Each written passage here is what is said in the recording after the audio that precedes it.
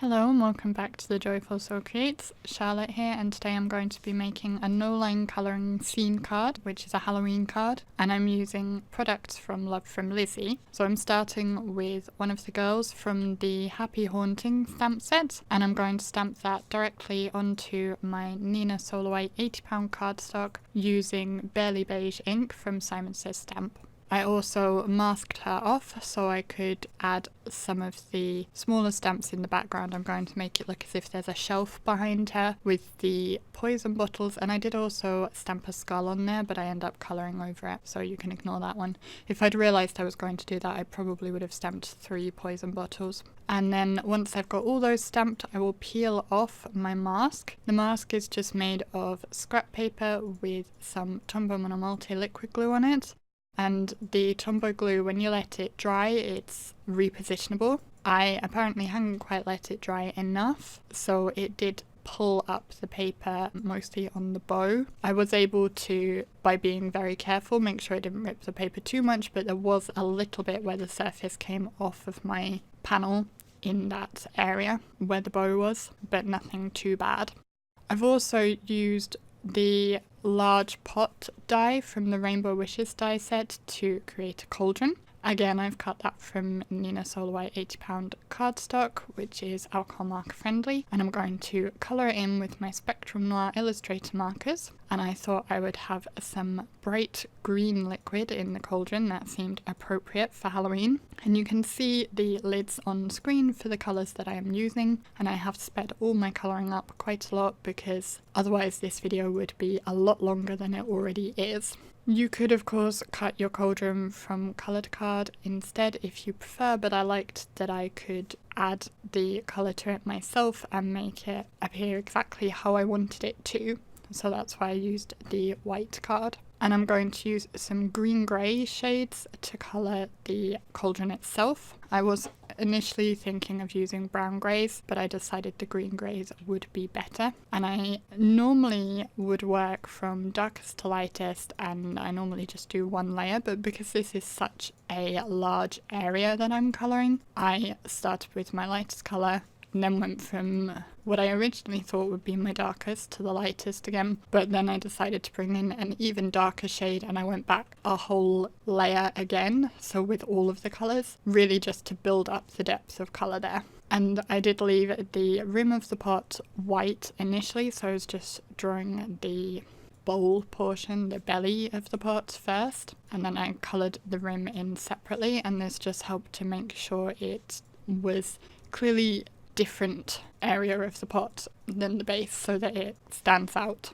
And I also thought that this would make sure that green area was completely dry so it wasn't going to bleed into the grey of the pot. Having completed that, I'm going to start working on my background panel. So this panel is going to be one layer, and I started by colouring the floor, which I'm thinking of, I was imagining it as being kind of wood planks. I didn't go into as much detail with it as I might have done because it's mostly going to be covered up by that pot anyway. So I'm just kind of adding stripes of colour with browns, and then I went over it with a brown grey, and it's actually a bit lighter than I would have preferred. If I'd thought about it, I probably would have gone over it again and made it darker, but I already moved on. And I did quickly draw in a shelf under those poison bottles. And then I'm going to start working on my background wall. And I'm imagining this to be like in a castle, a kind of spooky Halloween castle. And so I'm drawing bricks with the lightest brown grey shade that I'm using for the background. And I'm making sure to alternate them and just fill in the whole background with those bricks. And I'm not too bothered about them being even sizes, I quite like it being uneven. So once I had those all drawn in, I'm going to fill them each out with my lightest brown grey shade. And I am using brown greys for this background, which will help differentiate it from the green greys of the pot. And I'm using the brush tip here just because it's much quicker to fill in the areas. I do generally prefer to use the bullet tips from my Illustrator markers though. I find that my brush tips tend to fray really quickly, but I understand they've recently changed the tips on their Illustrator markers, so if you buy the new ones, the tips are different and I believe should be longer lasting than the ones I have. So then I went in with the darkest shades, and because I'm imagining that a lot of the colour here is going to be coming from the cauldron, I want the darkest shades to be at the top of each of the bricks. So I'm putting that along the top with the darkest shade and then drawing it down with the medium shade and blending it back out with the lightest shade until I'm happy with how all of those bricks look. And it does take a little while, but it's fairly straightforward because these are regular rectangular shapes. I used just one shade to fill in the grout of the brickwork, and this is my darkest ice grey colour. You could add shading here, but I decided it would take too much time. And then because the glow from the potion in the cauldron is green, I want to have green along the highlights of my bricks, so I used my lightest green that I'd used on the potion to add that highlight on the bricks. Next I'm going to start colouring in the girl, and I'm going to work on her hair first. And here I do prefer as much as possible to use the brush tip on my pens, and I'm going with kind of reddy golden shades and working in flicking motions. I picked up how to colour hair from doing Kitten Clouder classes, so if you are curious on how to colour hair, then I would definitely recommend those. And whilst I'm colouring that, I would just quickly say that this video is part of the 31 Days of Halloween Spooktacular video hop. So there's a video a day in October for this hop, and if you watch and comment on every single video this month, you are eligible for the prize that there is to be won. I do have a link below to Hook, Line and Inker's blog post, which has links to all of the videos so far. So I am the 18th video because today is the 18th, and as I said, there's a video every day, so do make sure if you haven't watched the others already to go back and watch those, and to leave comments on all of them, and to watch the rest throughout the month as well. So once I'd finished with her hair, which I did do 2 layers on, and I actually brought in an even darker colour than I'd initially used just to increase the contrast. Once I'd finished with that, I coloured in her skin and then added in some highlights again on her hair with that green to emulate the glow from the potion. I decided to go for a rich purple for her dress, and I first put down a layer of a very light purple, which is almost pink actually, and then started with my darkest shade to add the pleats into the dress. And then I work, as I usually do, from darkest to lightest, and I did work in layers here. I think I did 2 layers just to really get that contrast up.